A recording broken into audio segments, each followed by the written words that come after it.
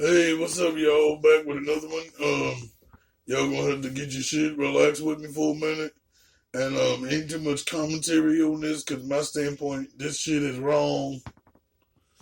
What's a little boy named James, right?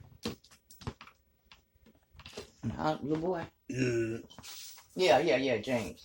James Younger. So watch this story and go to savejames.com so we can try to make some changes in this situation. Let's roll that beautiful bean footage.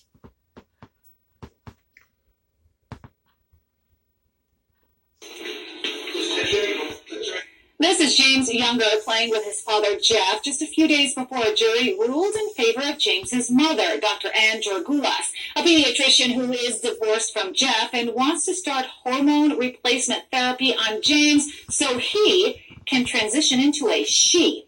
Jeff petitioned the court for full custody earlier this month in an effort to stop the gender transition. He also taped his son at the age of 3, describing how his mother tells him he's a girl, paints his nails, and even puts him in dresses. I'm a girl. Who told you you were a girl? Mommy. When did she tell you you were a girl? Mommy's lying. I love girls. Oh, I see. So mommy You told have you a you were a penis, girl? little boy. Does mommy do anything else like with a girl with you? His mommy was a girl. Did he say he was a girl? What does she do? Right? She do put them on me. She puts dresses on you? She paints my nails. What? So That's why right. does she do that? Because I love my nail polish. Oh. So mommy puts you in a dress and puts nail polish on you? And what does mommy tell you? She tells me I'm a girl. Many are calling this child abuse, saying it is wrong to chemically castrate a child. Others pointing to the fact that it was revealed in court that James originally wanted his girl name to be Starfire, which is the name of a female cartoon character from a show he watches. The kid was literally identifying as a cartoon because he's a kid. We did a search for Dr. Ann, and her ratings on Google came back as 1.7 out of 5. One woman named Alexis Sharp left a review 2 months ago saying, quote, all she wanted to do was explore how my son might want to be a girl. No parenting help, just opinionated and rude at best. Please keep looking for a better clinic. The comment has nearly 1,500 likes. The national outrage has sparked politicians to get involved, including Texas Governor Greg Abbott, who tweeted out, quote, FYI, the matter of the 7-year-old James Younger is being looked into by the Attorney General's office and the Texas Department of Family and Protective Services. Texas Senator Ted Cruz also speaking out, saying the child is a pawn in a left-wing political agenda. We'll keep you updated on the judge's ruling. Give me that bowl over there. Thank you. Switching up to the next video, y'all. Stay with me. But it's a shame. Remember the Texas child who was the center of that custody case, became a flashpoint in the culture war between conservatives and progressives. 7-year-old James Younger's mother was fighting for sole custody so she could medically transition her young son into female. That was against the father's wishes. Well, a judge eventually awarding the parents joint custody over big medical decisions. One new Facebook post purporting to show the young child in Texas going to school dressed as a boy with the caption, quote, this is what it looks like when James gets to choose.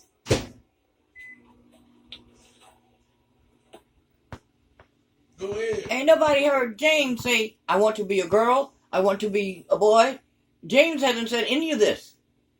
So is he being transformed because his mother once wanted a girl?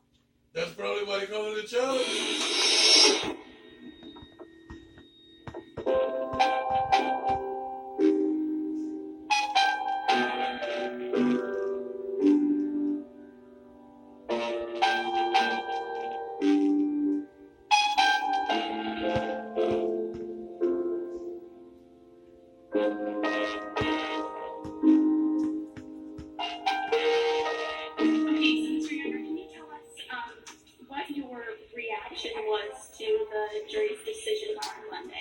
Well, I was just completely shocked. I mean, we put up an email from Miss Georgoulas to me in which she contemplates cutting the penis off my son.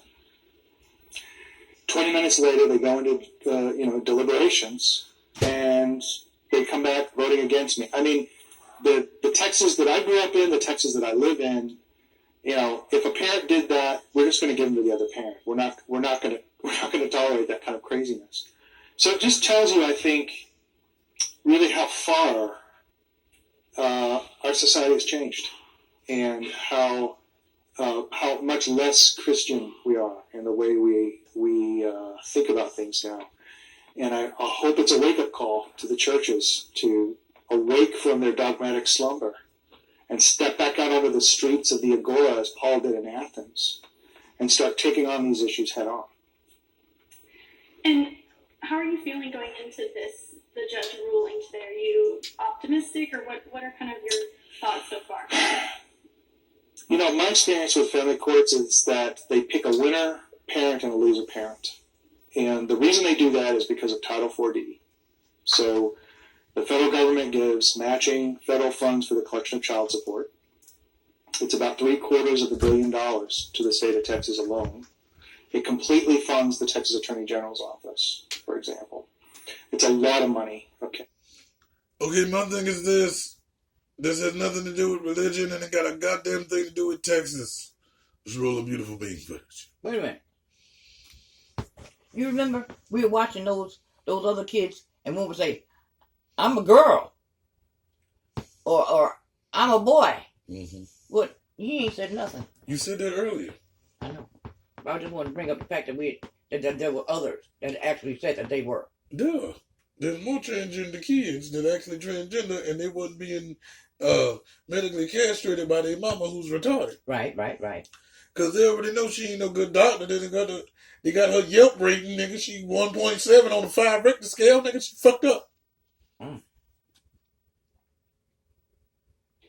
And so we actually have a statute on the books that says the courts have to act in such a way to maximize Title 4D reimbursement money. And in order to maximize that money, one parent has to have the children, and another parent doesn't get the children. But yo, you think he gay? That doesn't get the children has to pay child On the support. low. That's a loser parent. And what the court will do is it will interpret all evidence against the loser parent every single time. So my experience since I've been designated the loser parent is that the court will do its worst. And I fully expect it will. Did you Right, expect but the they said he national was gay. outcry against this injustice that has kind of launched? I mean, I'm sure you've seen the governor's... But he don't believe in same-sex marriage, but that don't mean you just homophobic because The you very clout. first interview that I ever did was with Luke Macias. And I said, I don't believe Texans will allow this to happen to children. What the fuck does this have to do with this damn when I state, wrote my you dossier, stupid which is bastard? on SaveJames.com, you can download my dossier. No. I gave that to the custody evaluator. That's my story. The whole story I told him. I warned him that this issue has the potential to create massive social unrest because people will not allow this to happen to children. They did their best to suppress me. They did their best to push me down. And what most fathers do is they get along to go along. They get scared. They run out of money. Well, I'm not backing down. This is my son's life. And I'm not backing down. And I was not surprised at all that Americans stood up for my son. Because that's what Americans do. Do you plan to appeal, or what's your plan if things go This nigga worse? sound like a damn president or something. I've always said no matter who wins this case, Not those Americans, but these Americans. this case is going to wind Fuck up in the up. Texas Supreme Court. I would be surprised if it doesn't make it into federal courts and even go to the U.S. Supreme Court.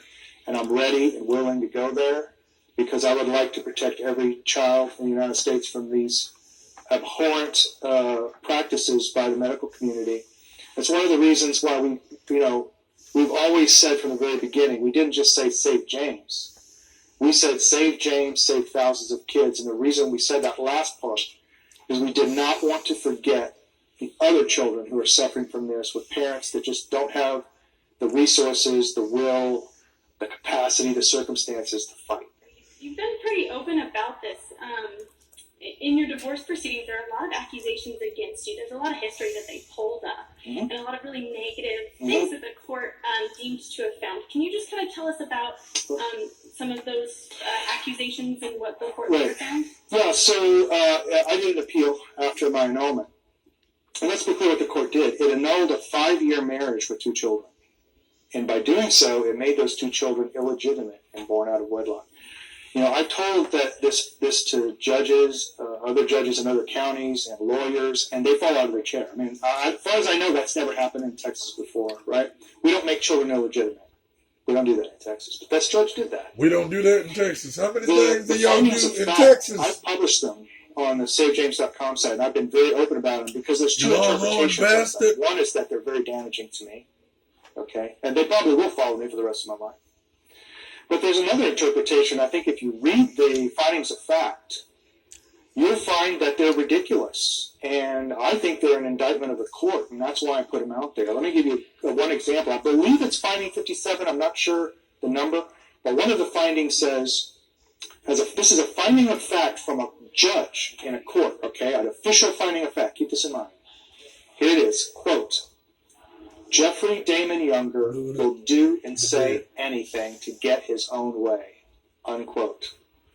The court actually found, as a matter of fact, that it knew what I would do in the future, which is totally absurd, right?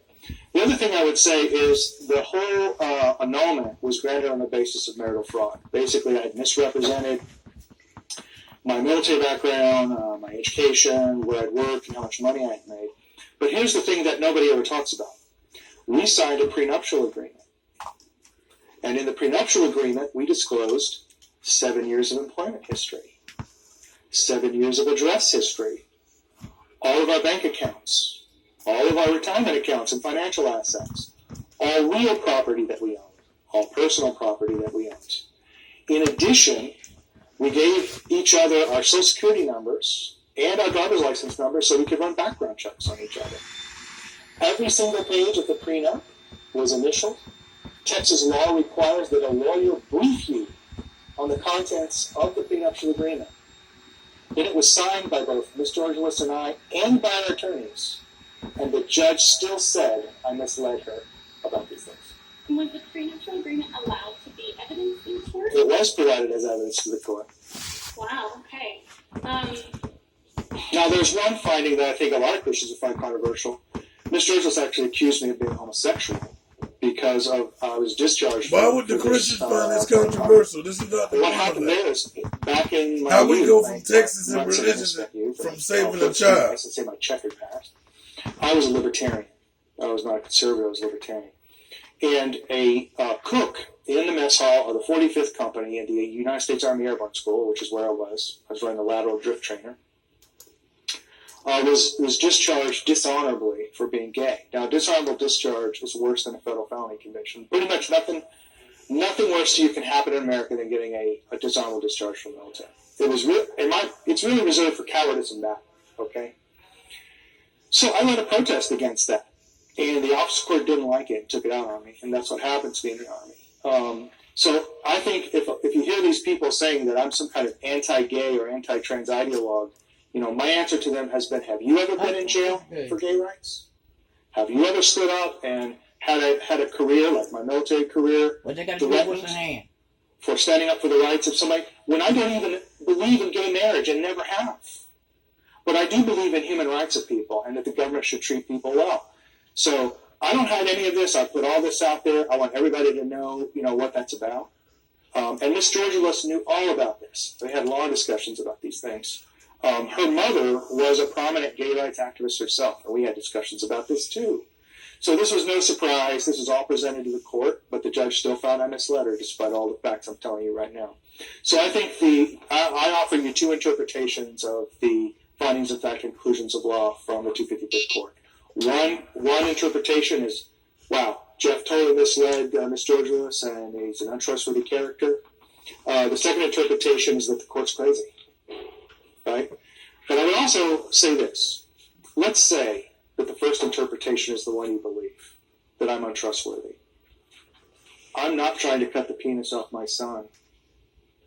And I'm not trying to cross-dress my son and mislead him into thinking that he's a girl. And I'm not pushing my son towards medical transition. And I haven't done...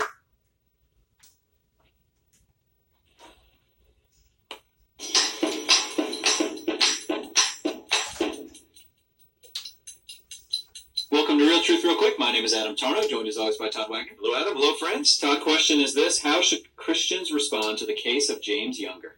Well, they should speak up, okay? So a lot of folks may not know who James Younger is, but he is a younger man. He's 7 years old, and he's a man, little boy, actually, whose mom is confused and who believes that young James should be called Luna, and that ever since he was little, she has perceived that maybe that he likes things that are more associated with the female gender, so much so that when he's at her house, in addition to telling him things that would make him want to be a girl, like monsters eat only boys, which if I'm a little guy and scared of that kind of idea, I'm going to want to go, well, how can I make the monster not think I'm a little boy? Right. But anyway, James has been called by mom under a different name, has found 3 different, and I put it in quotes, mental health specialists who believe that he suffers from gender dysphoria, and so they want to start hormone replacement therapy at a certain age, coming up sooner, and also maybe some puberty blockers. And that dad, through the divorce, which is interesting, by the way, they were married, I think, in 2010, and then in 2012, Adam, they went through in vitro fertilization to have 2 kids, and they requested that both kids would be male. Yeah. And they didn't sue the doctors when the twins were born. Yeah. Because they were both male. And now this mom, who happens to be a pediatrician, but not a good one, and who happens to be a mom and not a good one, is encouraging this idea that her son should be presented as a little girl, requiring school officials to do it, and when he's at her house, dressing him in a way that's going to cause real psychological damage, and now she wants to move that to physical damage. So how should Christians respond? Speak up. We live in a society that not only anymore just does things that are wrong and rebellious against God, but as Romans 1:32 says, they give hearty approval to others who do them. Yeah. What's interesting, the reason that so many people haven't heard about this case is because the mainstream media has not talked about it much, because I believe that a lot of what the mainstream media is continuing to advance are these progressive ideologies, and I think they even look at this and go, this is not a winner. Right. This story is crazy. When you've got a father who's got parental rights, and you're going to say, you know what, you're not going to have joint rights anymore, because the father actually sued when the mother started to do this and said, hey, I need to get custody of my 2 boys. Right. The court ruled, and 11 out of 12 jurors right here in Dallas, Texas, said, you're right, there shouldn't be joint custody. We're going to give sole custody. And you, father, who doesn't want this child to understand what the child wants, then we're going to give it to the mom. But the child, we're not even sure wants it. The dad says the child is with the dad, wants to be a little boy. It's crazy. This is what Isaiah 5:20 says. Woe to those who call evil good and good evil, who substitute darkness for light and light for darkness, who call bitter sweet and sweet bitter. That's the world that we are in. And Christians need to speak up. I'm going to tell you exactly what we should do. Let me read you extensively from Ephesians chapter 5. Listen to what this says in Scripture, because this is as relevant as it gets. And it's talking to us. And it says, let no one deceive you with empty words. Right? There's this thing called the DSM, which stands for the Diagnostic Statistics Manual, which the American Psychological Association puts out, which they put down and they vote. These learned, quote-unquote, men and women vote on what certain observable characteristics are in individuals that will then have them be assigned a psychological label or a disorder. Like, for instance, we're on DSM, I think, 6 now. But in DSM 1, 2, and 3, we believed that individuals who had sexual identity issues, homosexuality as an example, that was called a disorder. But now, these same quote-unquote learned groups of professionals are saying, no, that's no longer a disorder. What's a disorder is people who think it's a disorder.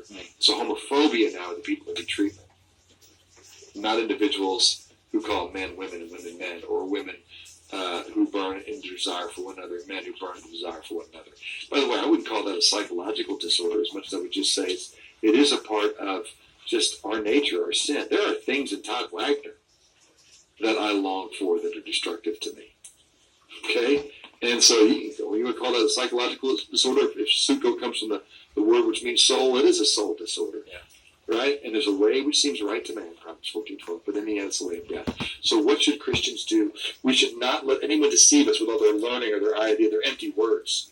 For because of these things, the wrath of God comes upon the sons of disobedience. Therefore, don't be partakers with them. Okay? We have to raise this case up and go, look at how crazy our world has gotten. A mom who I think is mentally ill, right, is wanting to physically and permanently damage her son with hormone therapy, replacement therapy, and puberty blockers. And we better speak up. It says in Proverbs 31, 8 and 9, open your mouth for the mute, for the right to the unfortunate. And that little boy is unfortunate. Open your mouth, judge righteously or rightly, and defend the rights of the afflicted and the needy. Christians need to know about this case. This is, frankly, a situation where the progressive crowd is like, shh, this isn't a good story. Right. It's the story. It's the story that's out there, and it's coming more and more. Watch what the Scripture says. Don't be partakers with them. For you, formerly of darkness, but now you're children of light, and walk as children of light. And then he goes on to say this, don't participate in the unfruitful deeds of darkness, but instead even expose them. This is the logical insanity to which our world is running to right here. It's disgraceful even to speak of the things which are done by them in secret. But, Adam, it's not done in secret anymore. It's out there in front. All of these things will eventually become visible when they are exposed by the light. And I will tell you, I think our world has started to respond to people that know about this case, go, hey, that doesn't seem right. Governors now are speaking up, senators are speaking up, and Christians need to know about this and speak up. For this reason it says, awake, sleeper, arise from the dead, and Christ will shine in you.